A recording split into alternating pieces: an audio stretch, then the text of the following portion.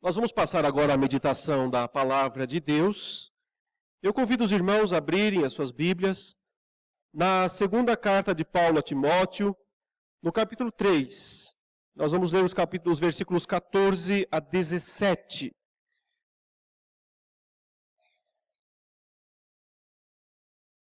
Segunda Timóteo, capítulo 3, versículos 14 a 17.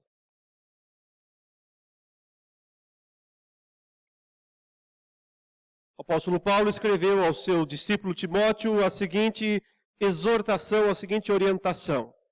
Tu, porém, permanece naquilo que aprendeste, e de que foste inteirado, sabendo de quem o aprendeste, e que desde a infância sabes as sagradas letras, que podem tornar-te sábio para a salvação pela fé em Cristo Jesus. Toda a Escritura é inspirada por Deus e útil para o ensino, para a repreensão, para a correção, para a educação na justiça, a fim de que o homem de Deus seja perfeito e perfeitamente habilitado para toda boa obra. Nesses últimos tempos, meus irmãos, tem havido um renovado interesse no Brasil e no mundo, eu posso dizer assim, pela fé reformada, pela teologia reformada.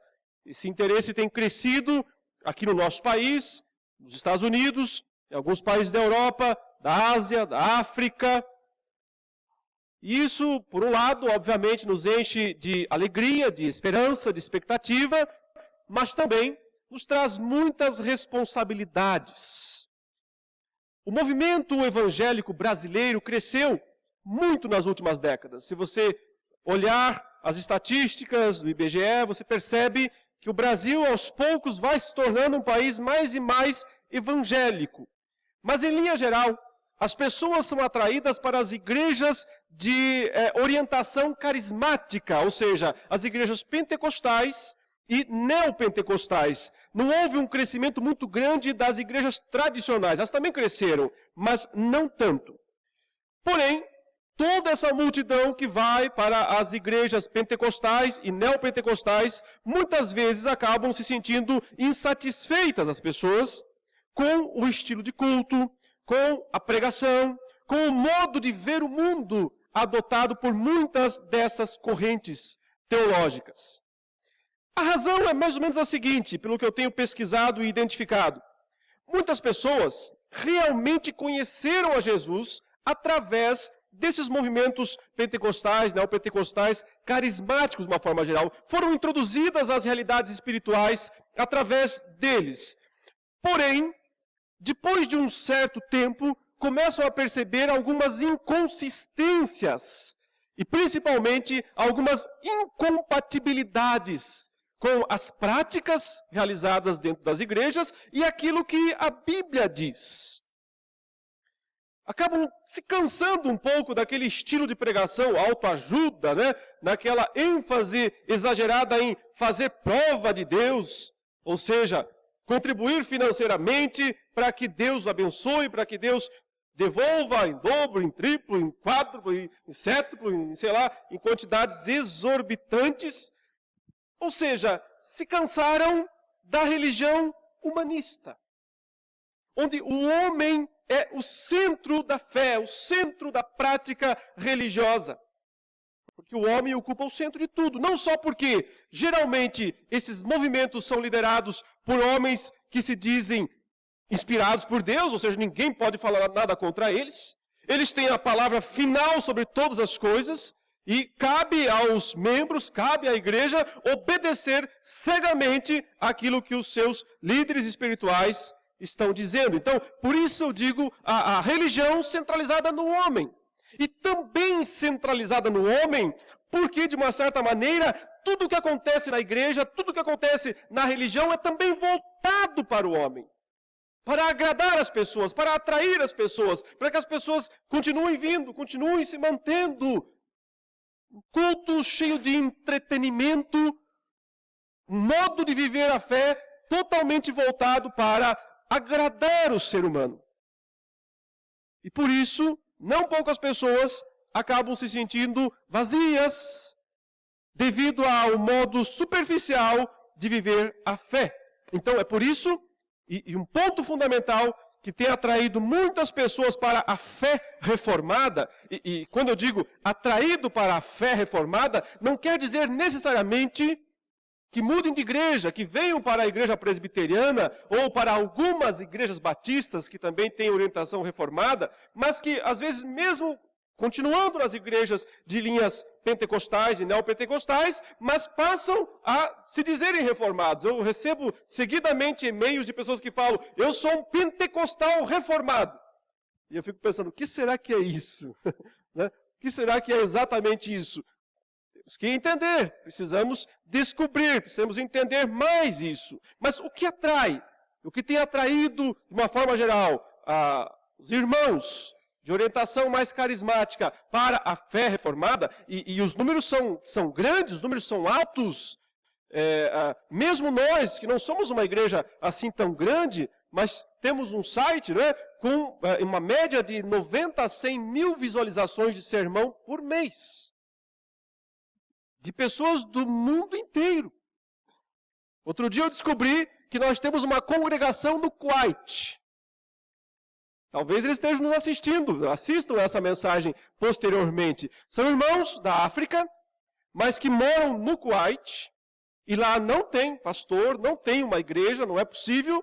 Então eles se reúnem para assistirem os nossos cultos, para assistirem as nossas pregações da Igreja Presbiteriana de Santo Amaro. Ou seja, uma congregação nossa, nós nem conhecemos, nem sabemos, irmãos nossos, lá no distante país do Oriente Médio, o Kuwait. O que as pessoas estão buscando? Eu entendo que, de uma forma geral, elas estão buscando profundidade bíblica.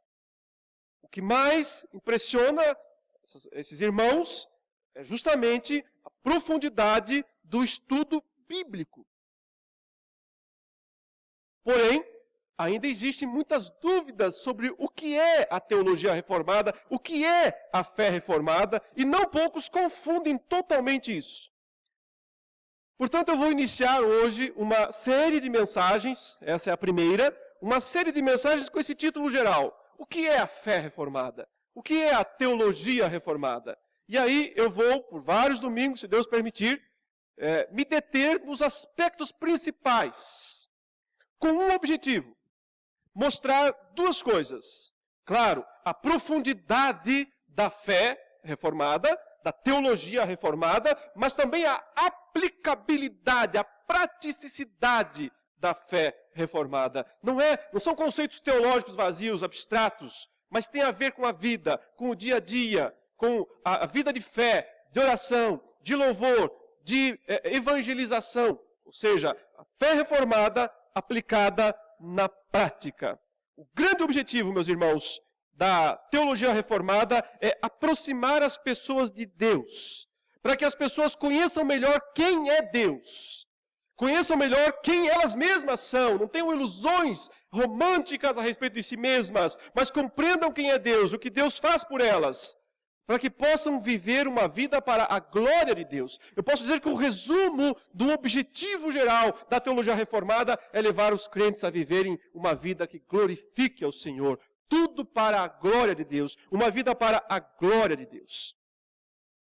Eu vou fazer um breve histórico, porque meu aspecto aqui não é me deter nos aspectos históricos, mas eu vou fazer um breve histórico da fé reformada para introduzir alguns nesse assunto. Então, preciso lembrar que o termo reformado, ou reformada, vem da reforma do século XVI, que é algo que se estuda nas escolas, nas universidades, é um conhecimento comum, como é de conhecimento geral. Houve um cisma lá no século XVI, uma divisão mundial do cristianismo. Até então, basicamente, o catolicismo era a única religião oficial. O catolicismo esse é dividido em duas partes, né? O catolicismo romano e o catolicismo ortodoxo, lá da Rússia, da Grécia, mas com muitas semelhanças entre si. Então surge, no século XVI, uma divisão que vai se tornar irreversível, irreconciliável, que é justamente o surgimento da igreja protestante, da igreja reformada. No século XVI, como também é conhecimento geral, A religião romana estava debaixo da autoridade absoluta do Papa, né, do papado, como ele é chamado. Vendia-se a salvação, vendia-se o perdão dos pecados, de uma forma aberta, as chamadas indulgências. As pessoas faziam grandes contribuições financeiras para terem perdão dos pecados e não precisarem passar muito tempo no purgatório. Podiam fazer isso por si mesmas, por seus parentes, por seus amigos, até por pessoas que já haviam morrido há muito tempo. Desde que pagassem uma boa quantidade de dinheiro, podia liberar, antecipar a saída das almas do purgatório, para que então fossem diretamente para o céu. A igreja estava dominada por líderes inescrupulosos que exploravam o povo. E é nesse ambiente, dominado por tirania eclesiástica, quem pensava diferente era queimado na fogueira, dominado por superstição popular, ou seja, o modo de vida das pessoas do século XVI era extremamente supersticioso, é que surge, então, uma luz no horizonte, quando alguns homens usados por Deus resgatam os conceitos antigos, não inventam nada, mas resgatam aqueles conceitos que estavam soterrados debaixo de toda a parafernália religiosa, limpam a Bíblia do pó, da poeira, dos escombros e trazem outra vez a Bíblia para o centro, para o conhecimento popular, para novamente dizer e ser a regra de fé e prática das pessoas. 2 nomes se destacaram nesse período, são conhecidos de todos, o nome do monge Martinho Lutero e do teólogo João Calvino. Mas outros nomes importantes foram Ulrich Zwinglio, foram Guilherme Farel, Theodor Beza, Philippe Melanchthon, John Knox, um grande número de homens envolvidos nessa tarefa de reformar a igreja. Porém, os nomes de Lutero e Calvino são mais conhecidos e são os principais por algo bem específico. Lutero começou o período da reforma. Ele foi um dos que se indignou contra a venda das indulgências. E ele pregou uma série de sermões durante o ano de 1516 e 1517, contrariando as indulgências. E finalmente, no dia 31 de outubro de 1517, ele afixou na porta da Catedral de Wittenberg, na Alemanha, as suas famosas 95 teses. E essas 95 teses eram 95 declarações de repúdio, basicamente, à prática das indulgências por parte do catolicismo, por parte do papado. O Lutero não era um Zé Ninguém, ele era um doutor em teologia da Igreja Católica. E ele estudava e conhecia profundamente a teologia católica. Mas o que ele queria era iniciar um debate, não necessariamente sair da igreja. O que ele queria era reformar a igreja. Posteriormente, devido às pressões e ao fato de que a sua reforma não foi aceita, então, sendo excomungado da igreja, surge, por sua vez, a igreja luterana. O outro grande nome é justamente Calvino. Ele é um pouco mais jovem do que Lutero. Ele começa o seu trabalho para valer na década de 30, por volta do ano 1530. E ele vai se destacar em 2 aspectos. Ele vai reformar a cidade de Genebra, na Suíça, ajudar a torná-la uma espécie de democracia cristã. Ali está também a base da democracia ocidental. Por causa do sistema presbiteriano de governo, que é a inspiração para a democracia ocidental. Ele vai ajudar Genebra a se tornar uma cidade que vive os princípios de Deus, os princípios da palavra de Deus, aplicados na prática. Mas, principalmente, ele vai escrever muito, vai fazer comentários da Bíblia inteira, quase toda ela, e escreveu um tratado teológico que é considerado o maior tratado teológico da Reforma e um dos maiores da história, chamadas Institutas da Religião Cristã, onde em 4 volumes ele consegue abordar praticamente todos os aspectos teológicos da Bíblia, da fé, da prática cristã. E é por isso que ele se torna o grande sistematizador da reforma. Calvino, pessoalmente, não queria que o seu nome estivesse associado a alguma teologia. Portanto, Calvino não gostaria de ouvir a palavra calvinismo, como geralmente nós utilizamos. Mas, certamente ele apoiava o termo reformada. Por isso, nós fazemos muito mais justiça ao reformador de Genebra, não quando nós usamos a palavra calvinismo, mas quando usamos a palavra reformada. Portanto, entenda-se, quando falamos em teologia reformada, estamos falando mais de calvinismo do que de luteranismo. São as duas correntes dentro da reforma, mas o termo reformada se aplica mais à sistematização que foi feita por João Calvino. Mas a pergunta é, o que significa ser um reformado hoje? E ser um reformado hoje significa viver a fé reformada na vida diária, aplicar esses princípios redescobertos pelos reformadores na vida diária. Observe, não é tentar reconstruir uma época que não existe mais. Nós não podemos trazer o século XVI para o século XXI. Nós não podemos trazer um pacote, transferir uma época. Nós vivemos numa outra época. Então não é se prender ao passado, aos costumes, às tradições do passado. Não é sacralizar essas tradições. Porque isso facilmente cairia, e não poucos caem, em idolatria.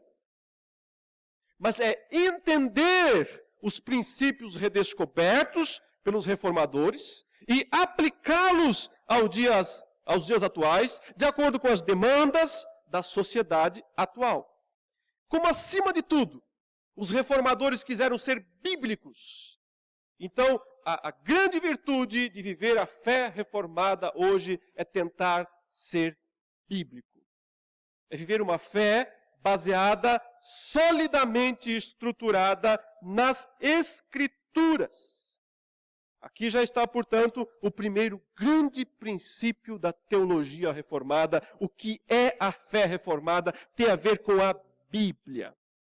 Tem a ver com o modo como os reformados concebem a Bíblia, a importância que dão a ela, o modo como a leem, a estudam e praticam. Esse é o primeiro princípio geral que define o que é ser reformado. É por isso que no século XVI eles tinham um slogan, e esse slogan dizia sola scriptura, somente a Escritura. Era uma bandeira que os reformados levantavam. Eles diziam, não, o que define a nossa igreja não são as tradições dos homens, não são as decisões dos concílios, não é a palavra de um líder, não é a palavra de um papa. O que define a nossa fé, o que define a nossa prática é a Escritura e somente a Escritura. Ou seja, a única regra de fé e prática do crente precisa ser a Bíblia. Esse é meu tema, portanto, nessa primeira mensagem. Ser reformado significa valorizar a palavra de Deus. Eu posso dizer sem medo de errar que o maior benefício que a reforma trouxe para o cristianismo foi a redescoberta da Bíblia. Numa época em que os dogmas religiosos dominavam, as palavras infalíveis dos líderes eclesiásticos causavam terror, e as superstições populares tinham domínio sobre o modo como as pessoas viviam, os reformadores disseram, esqueçam tudo isso e olhem para as Escrituras. Olhem para a palavra de Deus. Queridos, isso não foi um discurso. Isso era prático. Eles traduziram a Bíblia para a língua do povo. Ensinaram as pessoas a ler a Bíblia. Ninguém fazia isso no século XVI. A Bíblia só estava traduzida para o latim.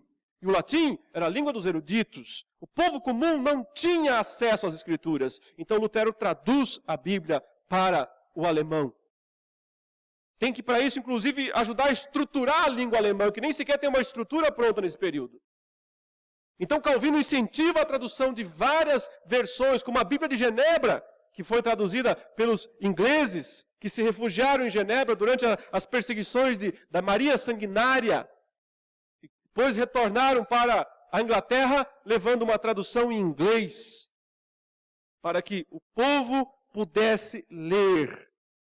Diferente de muitos que ainda hoje usam o slogan somente a Escritura, mas no fundo o que querem dizer é somente as nossas tradições.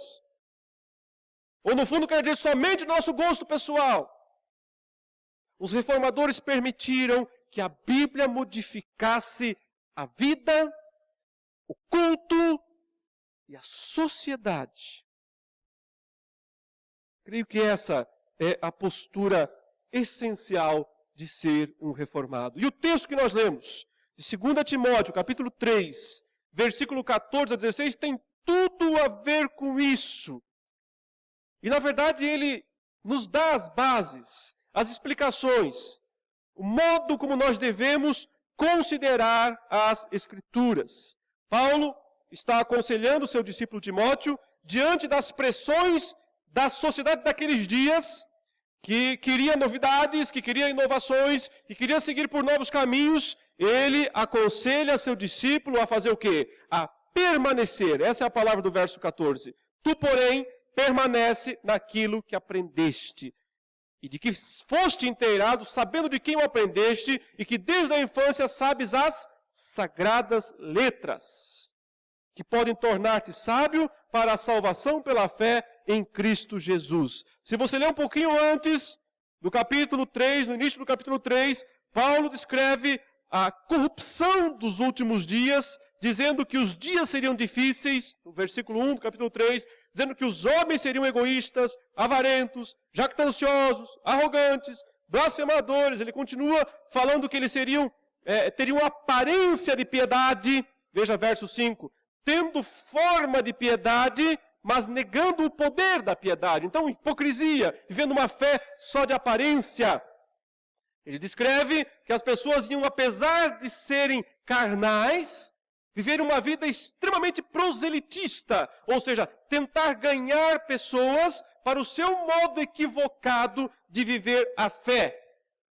Diante disso, o verdadeiro crente precisava estar preparado para enfrentar perseguição, para enfrentar humilhação, como ele descreve no versículo 10 em diante, seu próprio procedimento, a sua própria longanimidade, diante dos sofrimentos que enfrentou, um apedrejamento, ele cita aqui no versículo 11, quando ele fala daquelas 3 cidades, Antioquia, Icônio e Listra. Nessas cidades, ele foi apedrejado. Então ele conclui, todos que querem viver piedosamente em Cristo Jesus serão perseguidos. Mas os homens perversos impostores, no verso 13, irão de mal a pior, enganando e sendo enganados. Então, com esse pano de fundo, ele diz, permanece na Bíblia, ela é um barco seguro. Permanecendo nela, você não corre risco de naufragar. Você não corre o risco de pegar caminhos tortuosos, caminhos enganosos, caminhos carnais, caminhos dos homens.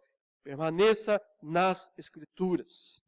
No capítulo 4, depois, ele vai dizer, olha, fica atento, tenha cuidado, porque diz o versículo 3, haverá tempo em que não suportarão a sã doutrina. Pelo contrário, cercar-se-ão de mestres, segundo as suas próprias cobiças, como que sentindo coceira nos ouvidos, se recusarão a dar ouvidos à verdade, entregando-se às fábulas. Então, outro tipo da religião, a religião espetáculo, a religião show, a religião fábula. Paulo diz a Timóteo, não entra nessa onda, permanece nas Escrituras. Segurança, confiabilidade, a rocha segura que somente é a palavra de Deus.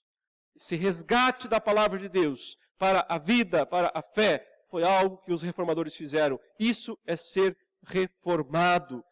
Mas eu quero me deter especialmente no versículo 16 e no versículo 17, porque eu encontro 3 princípios muito simples aqui, e ao mesmo tempo profundos para a nossa vida e que definem o que é ser, ou começam a definir o que é ser um verdadeiro crente reformado.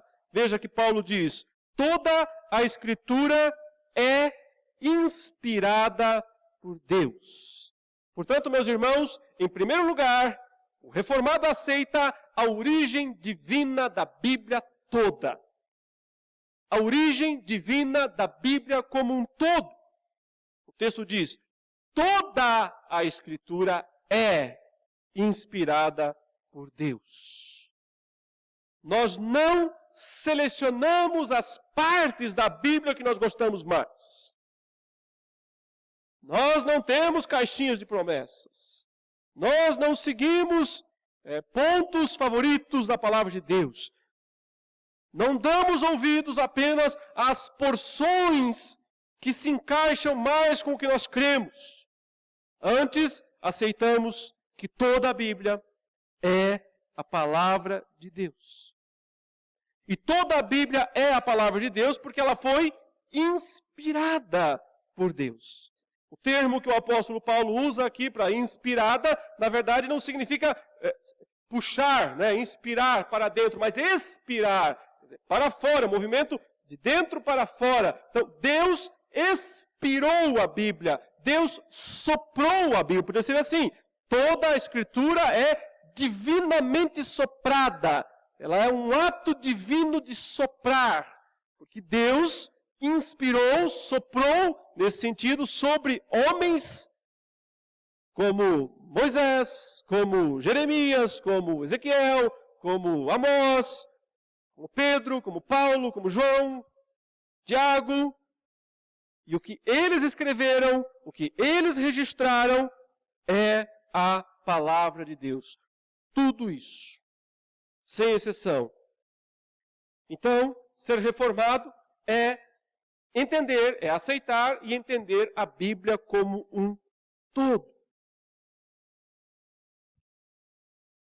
Se você observar muitos crentes de muitas denominações, você percebe que eles dão ênfase em partes da Bíblia. Então, aqueles, por exemplo, que defendem arduamente, ferreamente, o chamado livre-arbítrio, eles vão sempre se deter em textos que descrevem que o homem tem responsabilidade, que o homem tem que fazer escolhas, que o homem precisa tomar decisões, porém, raramente vão olhar para os textos que mostram a soberania de Deus, a grandeza de Deus, os decretos de Deus, as decisões de Deus. Por sua vez, aqueles que estão mais interessados em defender a soberania de Deus, uma espécie de hipercalvinismo, vão fechar os olhos para os textos que mostram a responsabilidade humana e vão sempre ler e defender os textos que falam de eleição, de predestinação, de soberania de Deus. Os reformados nunca fugiram dos textos bíblicos. Eles sempre aceitaram todos eles e tentaram entender a Bíblia como um todo.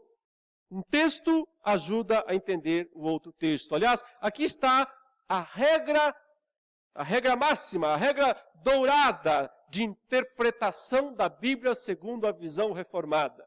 Qual é? A Bíblia interpreta a si mesma. Não sou eu quem a interpreta. Não é o teólogo quem a interpreta. Ela interpreta a si mesma. Qual é a função do teólogo? Descobrir como é que ela faz isso. Descobrir como é que um texto explica o outro. Como é que um texto mais claro lança luz sobre um texto mais obscuro. Então, na comparação dos textos, é que o reformado vai entender a Bíblia, aceitando a Bíblia como um todo. Mas como é que eu posso ter certeza que a Bíblia é a palavra de Deus? E a resposta é, porque ela foi inspirada, porque ela foi soprada por Deus. Nós cremos numa espécie chamada orgânica de inspiração. Que significa o seguinte, que Deus usou organismos vivos, seres humanos, para registrar a sua palavra. Deus não os anulou intelectualmente, emocionalmente, fisicamente. Deus não os anulou. Ele não transformou os escritores em robôs e disse, registrem aí o que eu tenho para lhes dizer. Não foi dessa maneira. A inspiração não é um processo de ditado, em que Deus dita as suas palavras e o autor registra.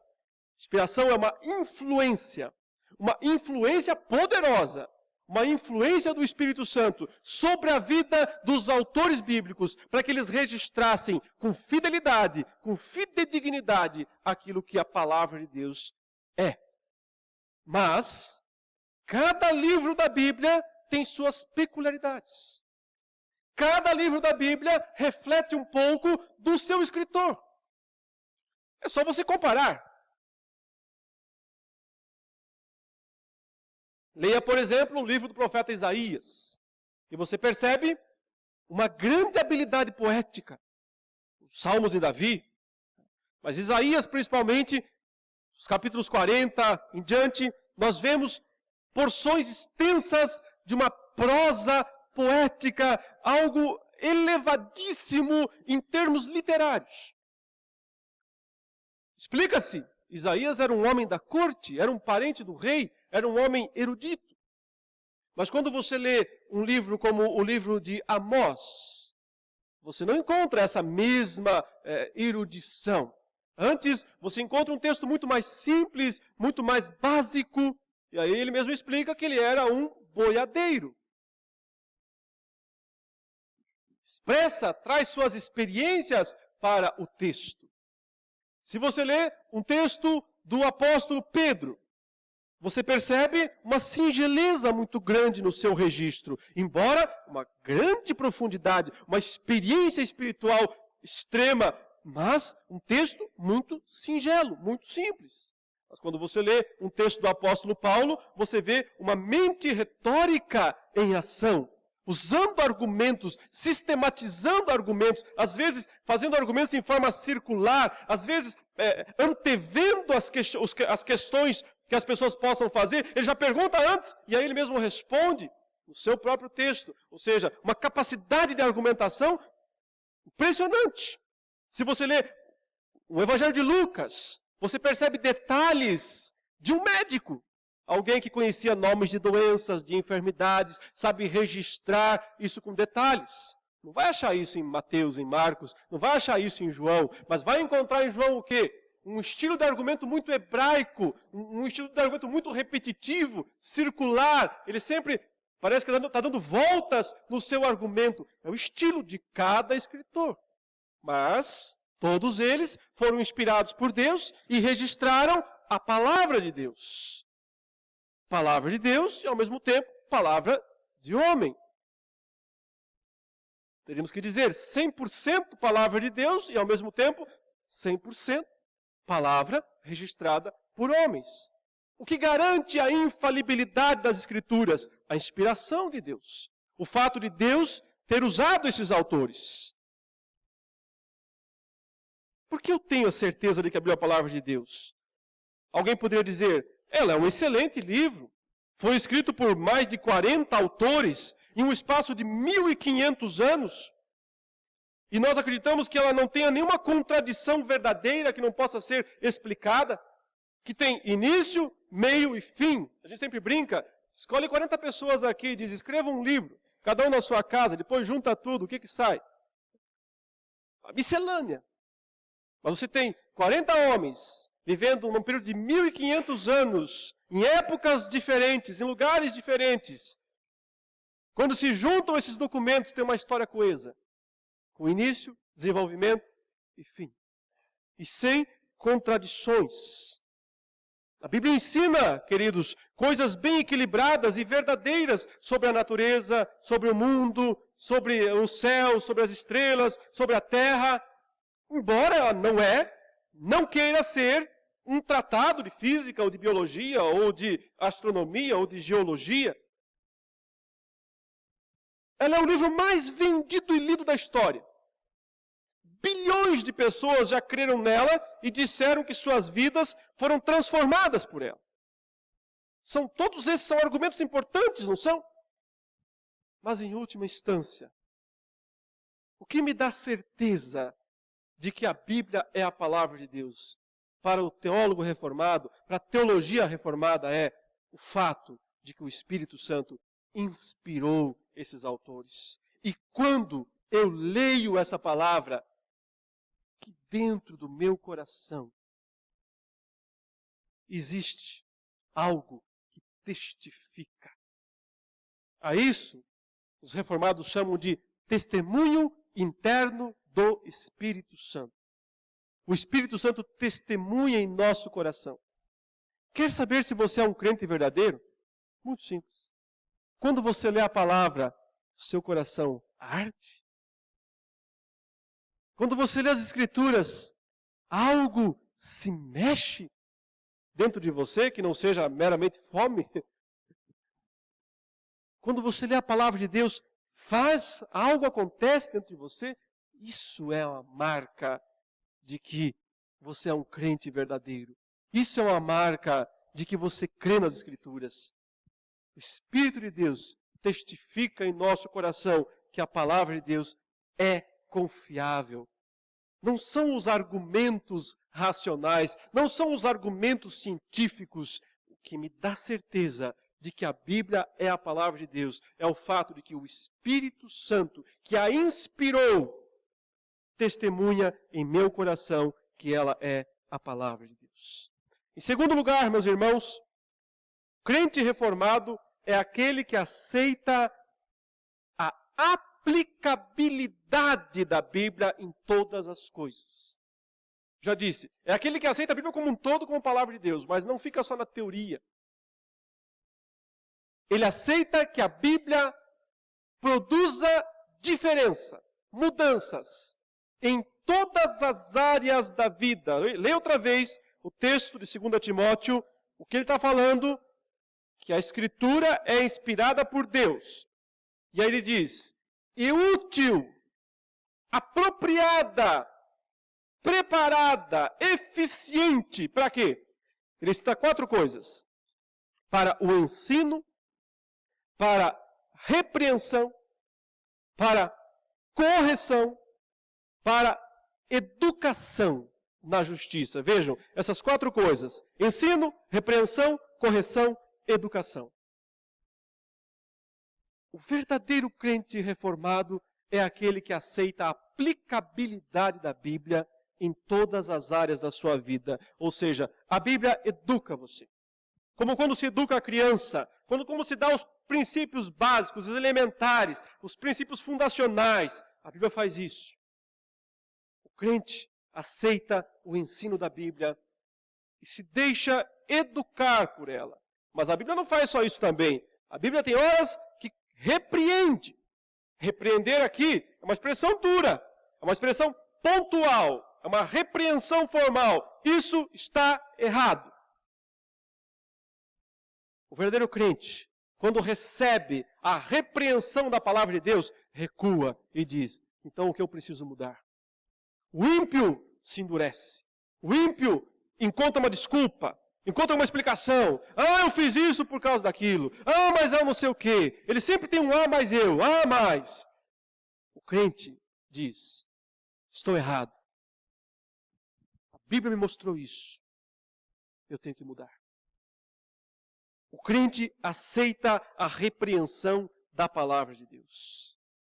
Além disso, diz que a Bíblia corrige. Aqui um processo. Parece haver aqui algumas etapas. Correção tem a ver com ajudar a ver o erro e então mostrar o lado correto.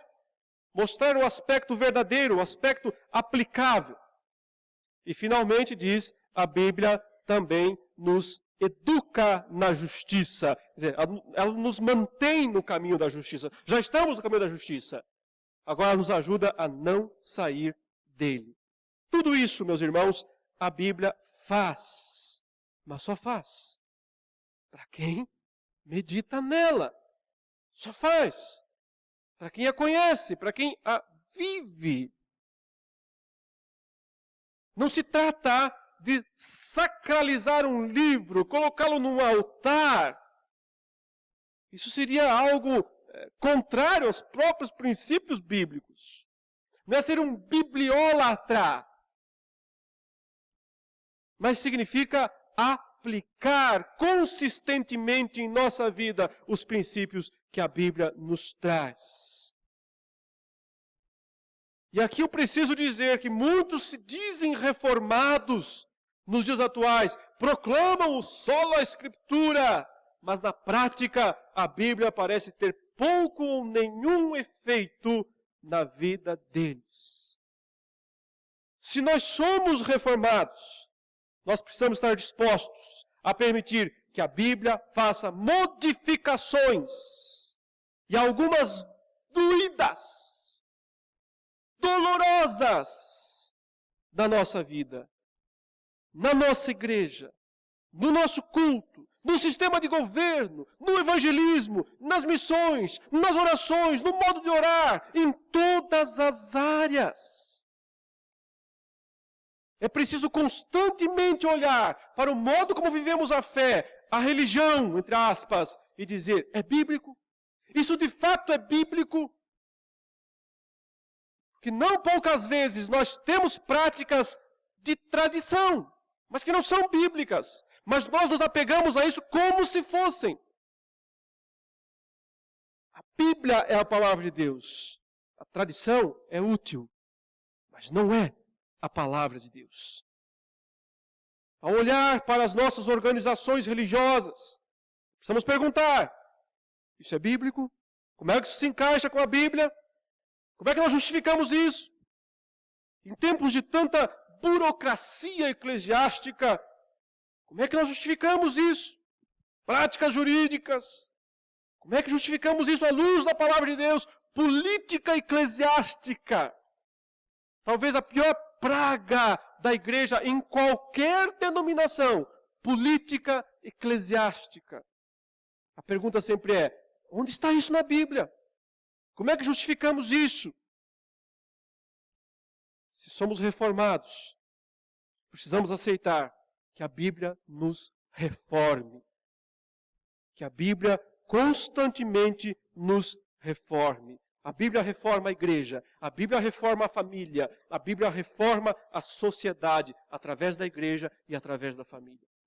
Sempre a sociedade será o último estágio. Primeiro tem que reformar a casa, a família. Depois a igreja. E essas duas coisas ajudam a reformar a sociedade. Mas se não há reforma na casa, se não há reforma na igreja, nunca haverá verdadeiramente reforma na sociedade.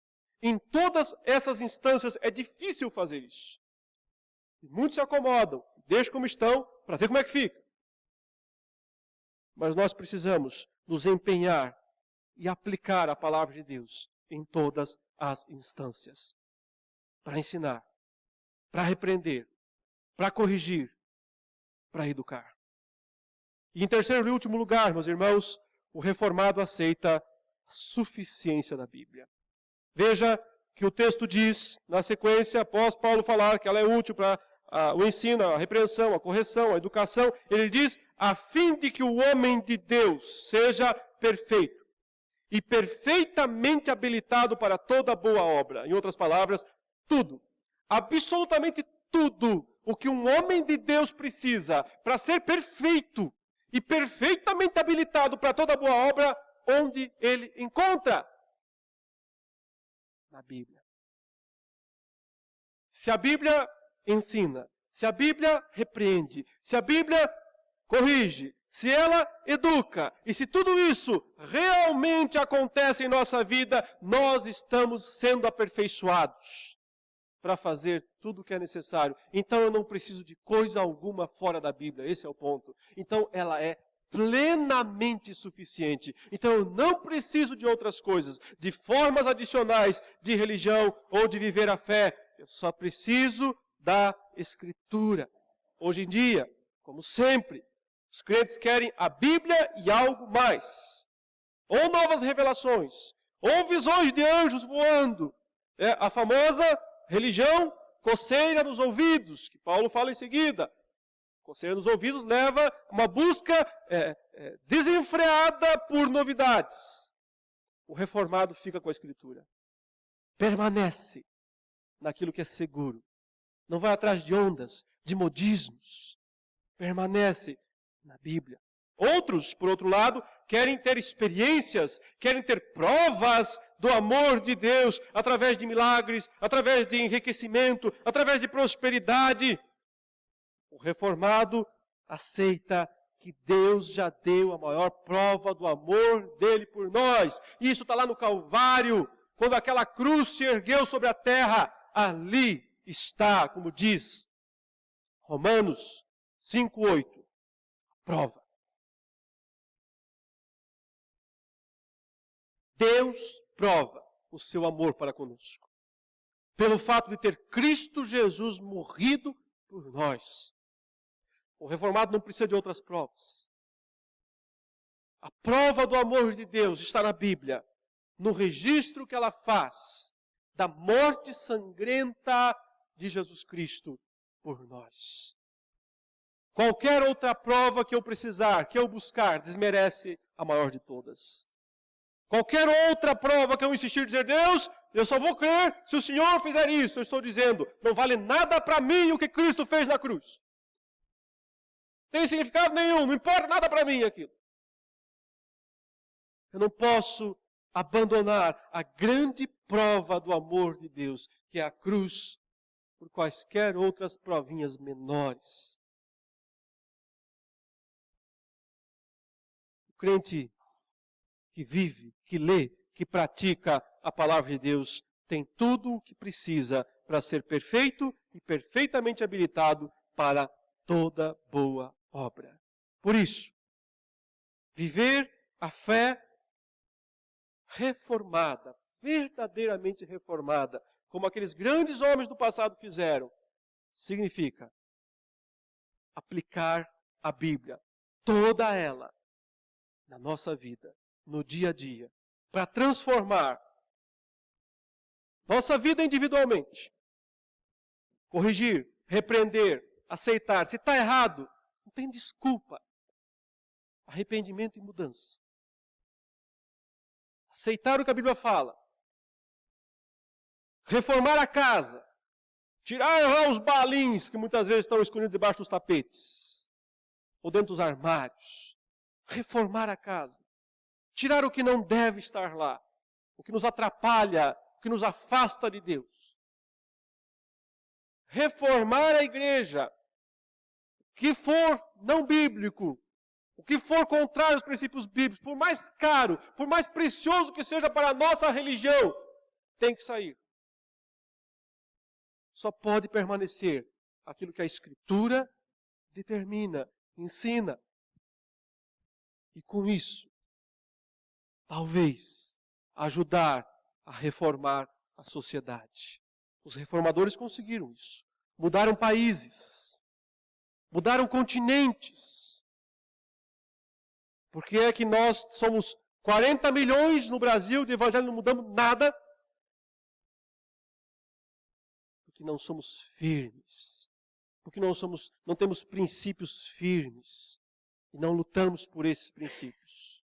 Ser reformado significa praticar a palavra de Deus. Crer nela, estudá-la, vivê-la e proclamá-la. Esse é o primeiro ponto. E assim nós vamos aprendendo o que significa, o que é viver a fé reformada. Oremos nesse momento, meus irmãos, curvando as nossas frontes, suplicando a misericórdia, a graça do nosso Senhor.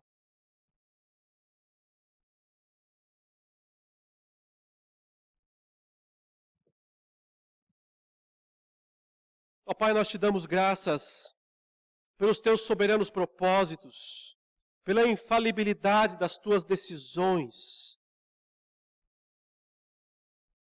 que estão principalmente registradas nas Sagradas Escrituras. Nós não somos adoradores de um livro, nós somos adoradores de um Deus vivo que falou e que fala através das Escrituras. Nós reconhecemos o teu direito de falar e de agir. E o nosso privilégio de ouvir e de obedecer. Mas ajuda-nos, ó Deus, para que sejamos leitores assíduos da tua palavra.